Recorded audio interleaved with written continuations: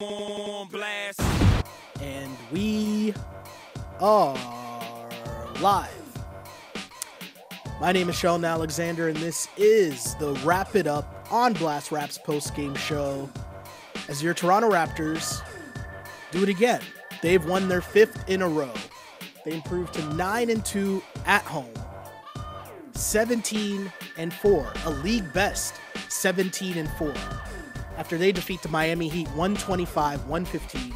My name is Sheldon Alexander. Thank you for tuning in with me on the Wrap It Up podcast.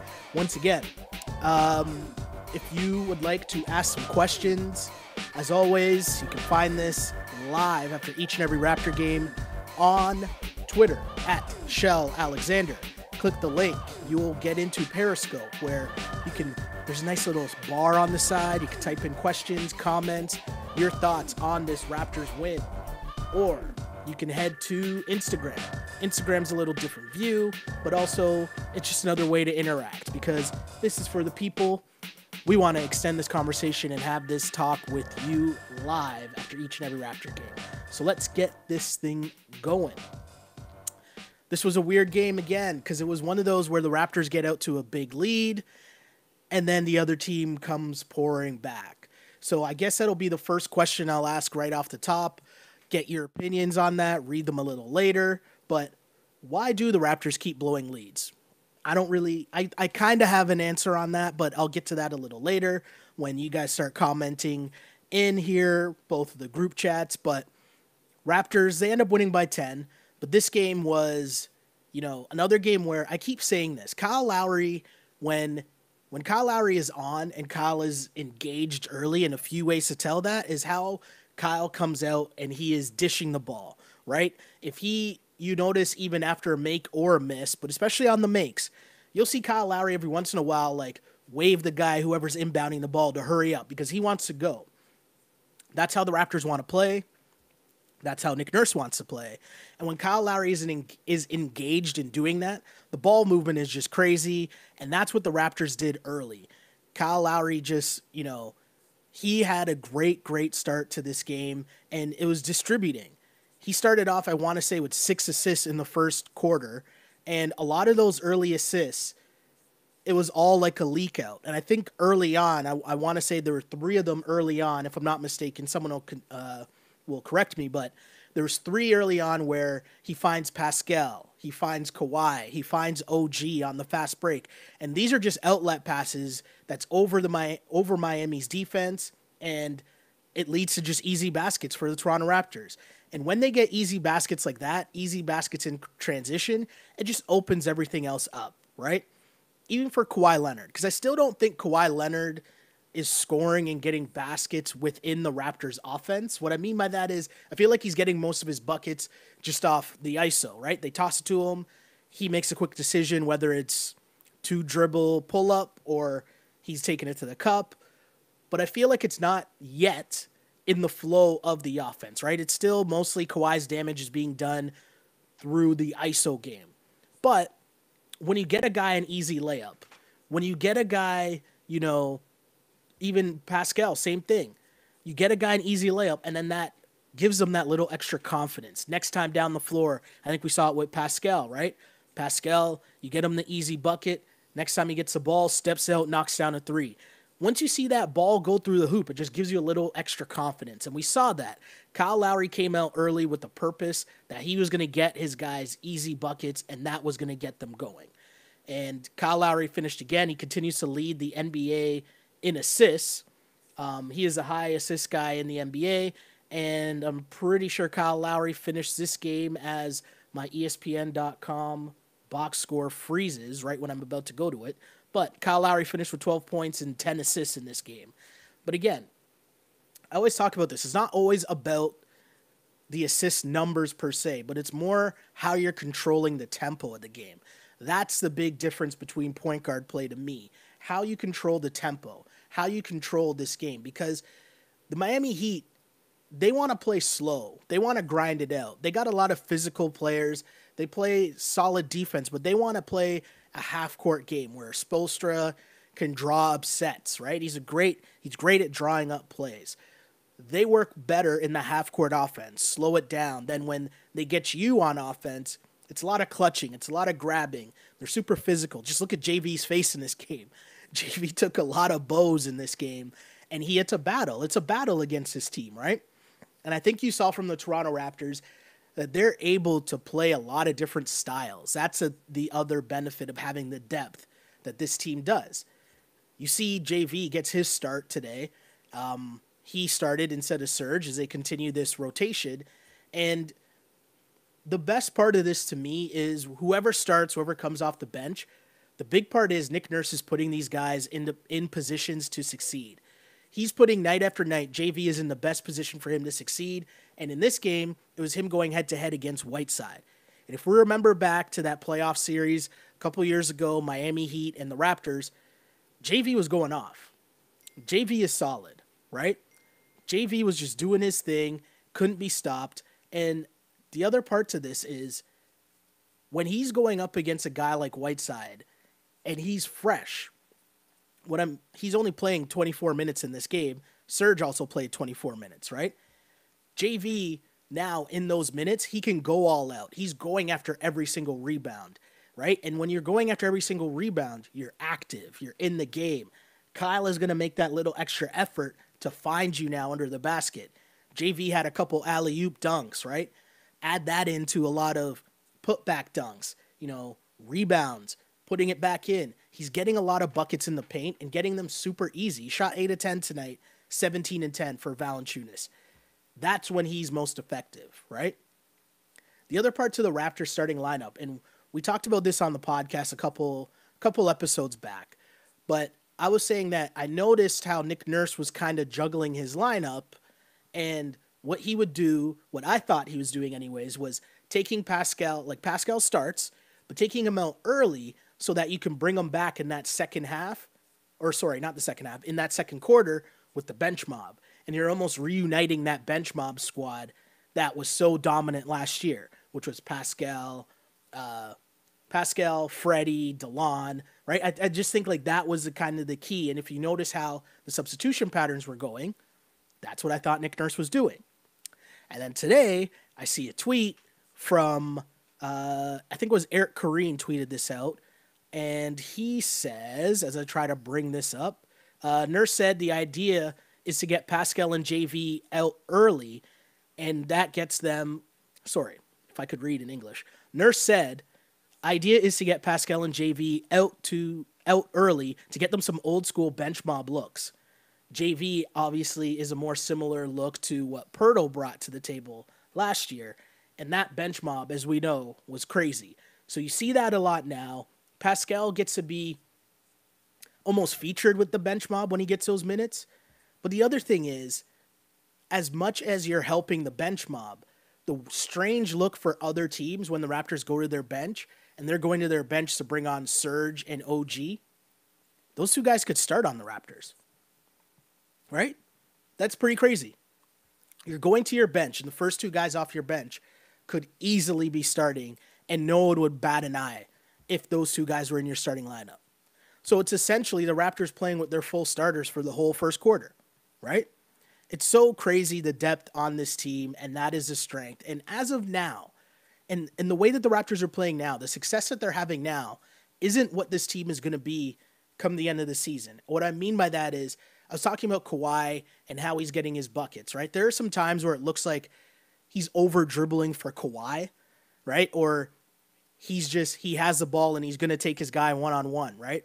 And that's because most of his stuff isn't coming within the offense because, as mentioned before, I don't really know if he knows the full offense yet, right?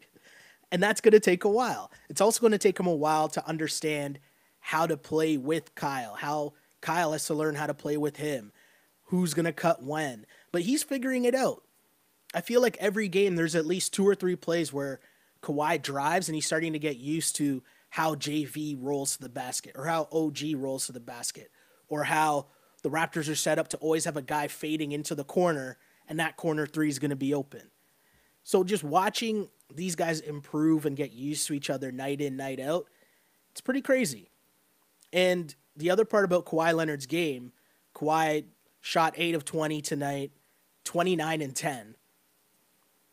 Again, 29 and 10. 10 rebounds, 10 defensive rebounds. Like when we talk about how good Kawhi Leonard is on defense, the old adage, your old high school coach would tell you the defensive possession isn't done until you grab the defensive rebound, right? That's when you finish the possession. 10 defensive rebounds for Kawhi Leonard. He's just all over the place. It's just crazy what this guy does. And every night I'm still being wowed by this guy. How many games in? 21 games into the season? I know he hasn't played all of the 21, but you get my point. You know what I'm trying to say, right? And the other big part is easily when the Heat make that run in the third quarter, right? Dwyane Wade is going crazy. Shouts to D Wade. I'll get to D Wade in a second for sure. But D Wade is going crazy. The bench wasn't able to stop D Wade. Freddie got some. OG got some. DeLon got some. But that run in the fourth quarter where they cut it to, it was down to single digits. It was apparent Nick Nurse had to call a timeout, and Kawhi was coming back in.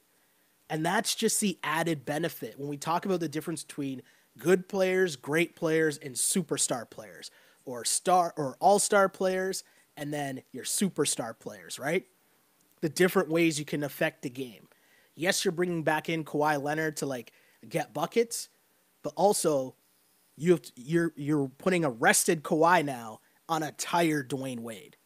And that is why the Raptors are like their ceiling is crazy right now. Because you could tell like they're playing at such a high level right now, but you know they still have so much more that they can improve. And that's the scary part. But flip side to Miami for a second. Because we've got to give some love to Dwyane Wade. Dwyane Wade, and I'll admit off the top, I got a soft spot for D Wade. I used to cover the Raptors a lot, and D Wade was my first superstar one-on-one interview was with Dwyane Wade. And so I'll always rep D Wade. He was always like, for a superstar player especially, there was no like nicer superstar that I ever interacted with than Dwyane Wade. And that carried over for a couple years, like whether it was All-Star games or whenever he would come to Toronto, I would always get a chance to talk to him, and he was always super nice, always super cool, always made time. So I'll admit my bias off the front end here when I'm talking about D Wade. But to watch him do, I had to look up. Every time they kept announcing how many points Dwyane Wade had, I was like, really? Because it just seemed so odd. Because you're watching him get buckets, and it was almost like, when people talk about the old man at the Y, and his game's kind of in slow motion, and you're wondering, how is he getting these shots off? And he's up faking, and it's working every time. That's what D Wade was doing. But he got 35 points. And yes, most of that damage came against the Raptors bench. But at this point in his career, year 16 for Dwyane Wade, I mean, that is crazy. On the flip side, that can't happen if you're the Toronto Raptors. But as we remove and take a step back, if we're wondering too, going back to the Vince Carter thing, that was pathetic, right? People know, and I read some of the comments a couple podcasts back about people saying super salty about how the about how the Vince Carter thing went down, right? When I'm watching Dwyane Wade, it's like, and I know it's just this game. I'm not saying Dwyane Wade's having a spectacular season or anything like that. But I'm just saying watching Dwyane Wade, what he did tonight, go for 35 points. Like, he's not just chucking, and it's within the flow of the game, right? And watching D Wade do that in his last year on his, victory lap, so to speak, it was just pretty cool to see. I don't know. I mean, they still have other games. I'm pretty sure Miami still has another game when they come to Toronto. So this might be, who knows, barring injuries, this might be D Wade's last time in Toronto. But for him to put up 35 points, and again, on 22 shots, so that's a good, pretty efficient night for D Wade. It was a little something for the old school D Wade, the driving to the basket, the tough lay-ins. He's hitting some threes. If not for D Wade, this game was probably a 30-point blowout. But I guess the other thing I want to go to here, and hold on, let me get some comments here from the people in Instagram. Instagram, what's up? I see you. Let me get some comments here. If I could hit the button properly. And obviously I can't. Here we go. What does Kawhi have to do to be treated like superstar by the refs? It's ridiculous. There were a lot of plays where Kawhi Leonard, there was one where, was it Bam or was it James Johnson that blatantly just grabbed his arm? Like, it was blatantly obvious that it was a foul, and the refs didn't call it. There's some tough plays where Kawhi's driving, and, you know, when the contact's there, if that's LeBron, that's a foul. If that's KD, that's a foul. Steph, you know, like that caliber of player. Now, Kawhi's still working his way back from being one of those guys, but the other part of that is when you watch LeBron and KD and those guys play, they spend a lot of time talking to the refs, right? LeBron's working the refs pretty much the whole game. Kind of like think about Kyle Lowry and the way that we watch Kyle Lowry work the refs, right? Kawhi is, as we know, he's a very quiet guy. He's a fun guy, but he's a very quiet guy. And so it was interesting to see him like, yeah, Kawhi got a tech, which I'm pretty sure, I think Josh Lewenberg tweeted out that was his first career, the first tech of his career, which is pretty crazy. But Kawhi was arguing, to see him arguing and like actually yell, he grabbed my arm. Like, I don't know. If you're a ref, you got to watch that and think like, this is a guy that's pretty quiet. For him to actually be arguing, it must be a foul. But it was a weird game. I don't know. I think for him, he's just got to keep going and he's got to get back to that elite level and on a consistent basis, right? Like when you miss a full season, maybe it takes a bit of time for the refs to get used to giving you the superstar calls again. I don't know. Or maybe you got to earn those superstar calls again. I don't know. But you're definitely right. Kawhi does need to continue to get those superstar calls, especially the way that he's playing, right? He's not backing down from the contact at all. James Johnson wants to try to bully you. He wants to try to rough you up. And Kawhi was taking that challenge and taking him to the cup. And there were at least 2 or 3 things that could have been called and ones, and they weren't called. Continuing here, another comment from Instagram. Siakam's ability to punish smaller players and still be able to guard them on the other side is amazing for his bright future. Pascal Siakam, the glow up continues. If you look at tonight's game, Pascal doing damage with 21 and 6, add in 3 assists, add in 2 steals, add in 2 blocks. He was 8 of 9 from the floor. His post game, his decision-making especially is getting a lot better. But even just on the fly, as soon as he notices he has a smaller guy on him, he's backing him down, taking him right to the cup. And left hand, right hand, he's finishing. It doesn't matter. There was a play early on that I think really got the crowd into it, that got the team into it, where he got the ball on the wing, and he drove with his left hand. And knowing that it was Whiteside that was coming to contest, he knew he had to go up and dunk it, and he threw it down on Whiteside. And Whiteside is a big-time shot blocker in the NBA, obviously. And Siakam caught him. This kid, I don't know. It's crazy because the stats will be there, and the stats are what people are going to point to as his points per game average goes up and up and up. But watching this guy play on a night-to-night basis, the energy that he plays with, the amount that it affects the rest of the team, that this guy is able to grab a rebound and just start the fast break, and now Kyle Lowry just becomes another shooter on the wing, it's crazy. Plus, you're catching the other team off guard because you're starting the fast break that much quicker because the guy who's grabbing the rebound is just getting it and going. But again, his decision-making on the break, is he going to take it coast to coast? Is he going to find the open cutter or the open guy at the three-point line? His game is just crazy. But the thing to remember, and especially for younger basketball players watching Pascal Siakam, the thing to remember is the reason why he's in this position is because he's been busting his ass on defense, right? And when you do that, then you get rewarded with all the other goodies, getting to play on offense, letting them trust you, Nick Nurse trusting you with the ball. But it starts at the defensive end. And there were a couple plays late. And this is what separates, I think, the Raptors from the good teams to the top tier teams in the league, is when they have that starting unit out there, and it's Pascal, Danny Green, Kyle Lowry, and Kawhi. And if it's Serge, great. If not, still legit. But when those guys decide that they're going to defend, it's pretty much lights out for 95% of the rest of the league. It's lights out once those guys decide to defend. There was a play where Pascal, basically they swung the ball from one end of the perimeter to the other, and he was out there contesting every single shot, and no one was able to get the shot off. Like, it's just crazy the length that he has, but also the energy that he plays with.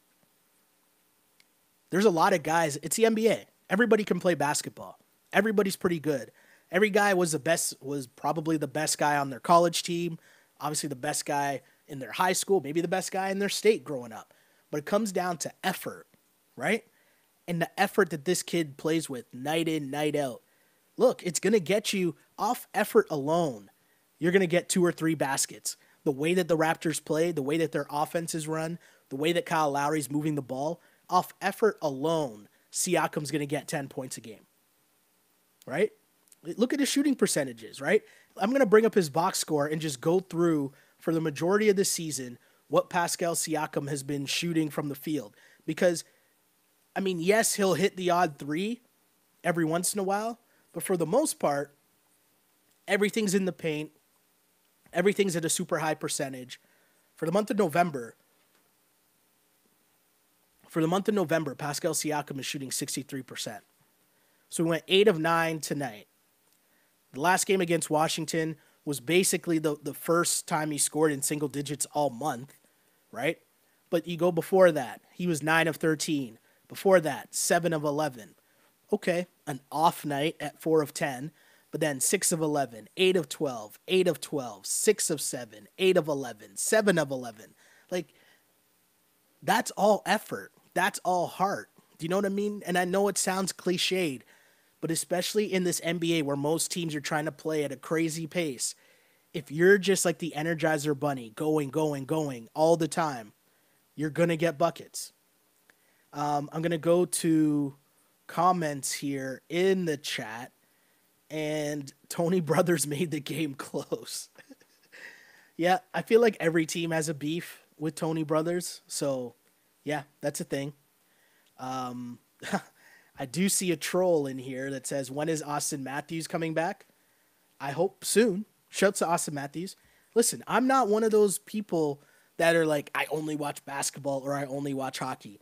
It's Toronto, man. Leafs and Raptors, both in first place. Let's go. What a time to be alive, as a wise man once said, right? This Raptors team, though, continues to get it done and continues to get it done at a high level. Other things that were great to see, CJ Miles played pretty well, especially in the first stint that the bench mob had. CJ Miles hitting threes, and I found it interesting too.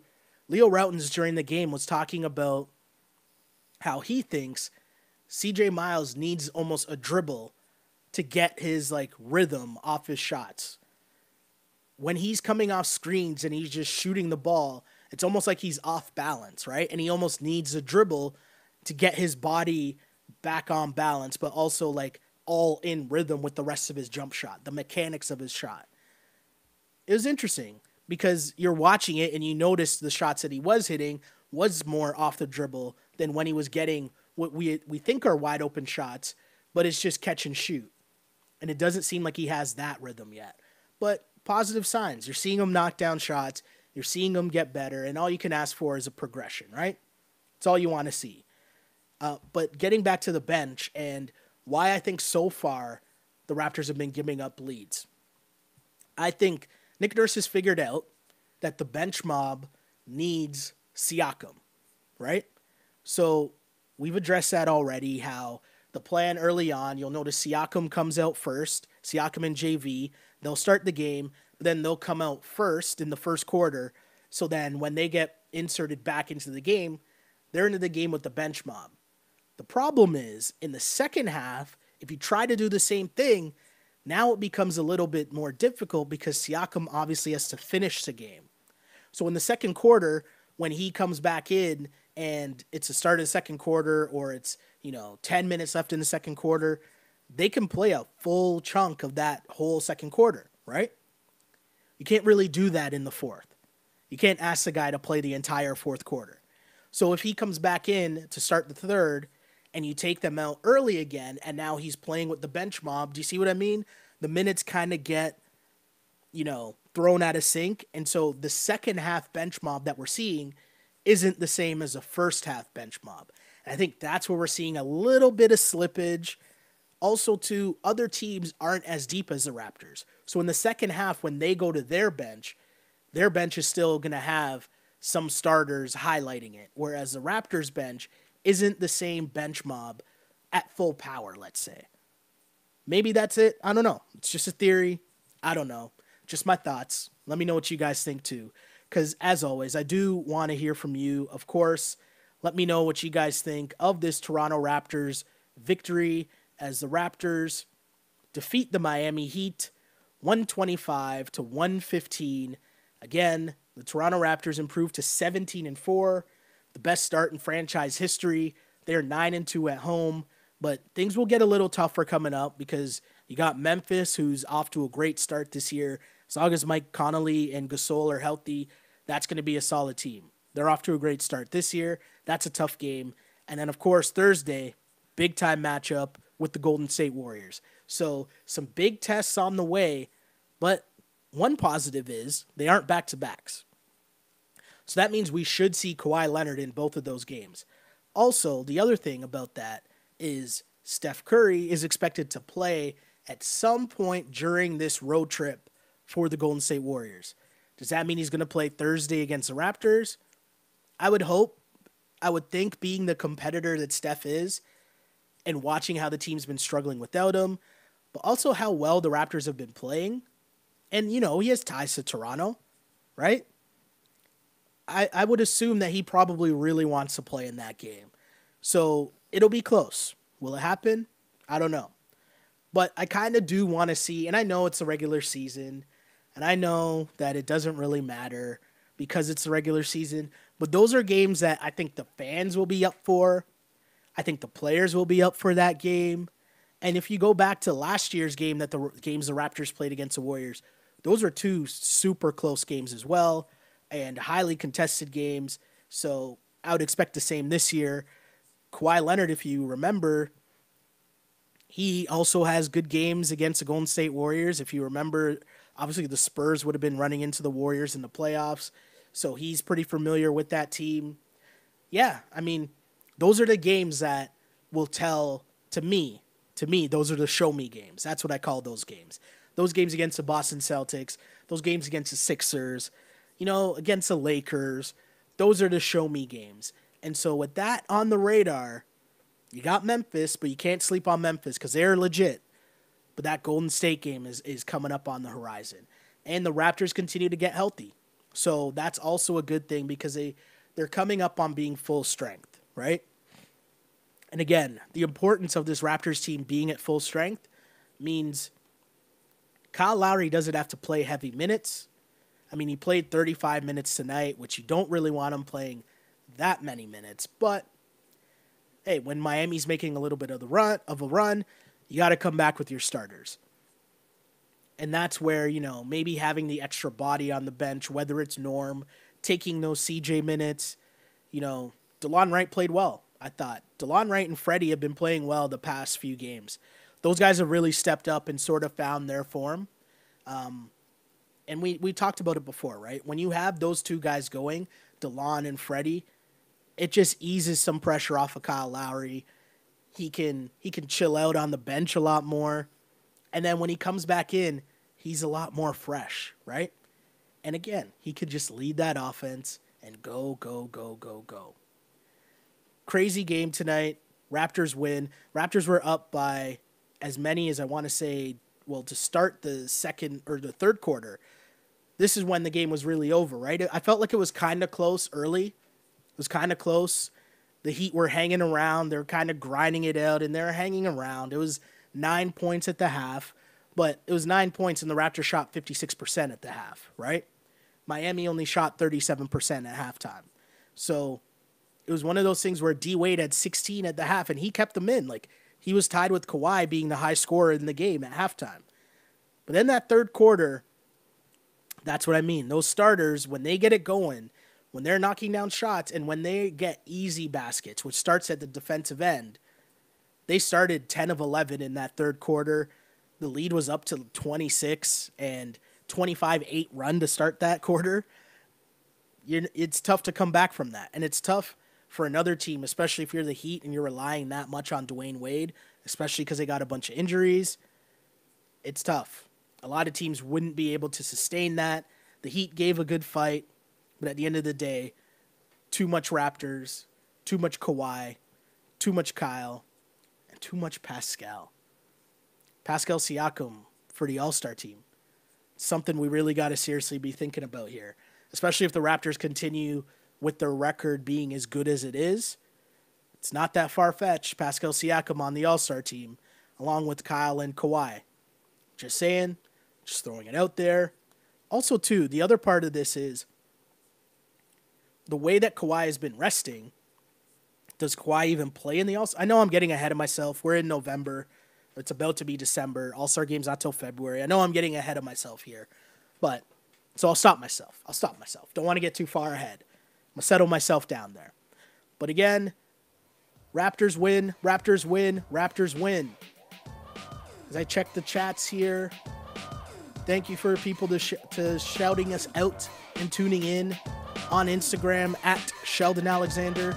A huge shout out to the people on Twitter at Shell Alexander that joined the show. Hopefully you enjoyed it, and especially shout out to I know exactly who this is, asking about my thoughts on Hyman. I think Hyman is a fine young man and a solid scorer on the Toronto Maple Leafs. Shout out to Zach Hyman. But again, thanks for joining me on what we like to call the Wrap It Up podcast, which is available live on Twitter and Periscope right after each and every Toronto Raptors game, right here on Twitter at Shell Alexander. You can send in your questions either on Twitter or on Instagram at Sheldon Alexander. And if you miss it, because hey, it's a Sunday night, there's Sunday night TV going on. Maybe you flipped over to Sunday Night Football. Maybe you flipped over to watch the Grey Cup, which is also going on right now. It's okay. We got you covered. The reason we do this is because you can watch this on your time, because it becomes a podcast, which you can find on iTunes, on SoundCloud, and on Google Play. All you got to do is search On Blast Podcast, and you'll find this Wrap It Up Raps post-game show there. And of course, lastly, as always, special shout out to the YouTube people. Huge shout out there. Lots of comments and people showing us love. Greatly appreciate it. I just want to let you guys know I do read the comments, and I really do appreciate the kind words, the love that we've been getting on the pod. Shout out to a bunch of people. There's someone in there. I'm trying to scroll right now. Khalil.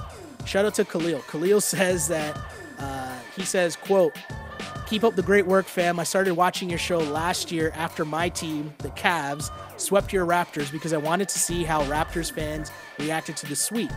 I must say I look forward to your show because you guys have a vast knowledge of the game, and it's good to see the baby dinosaurs grow into real Raptors.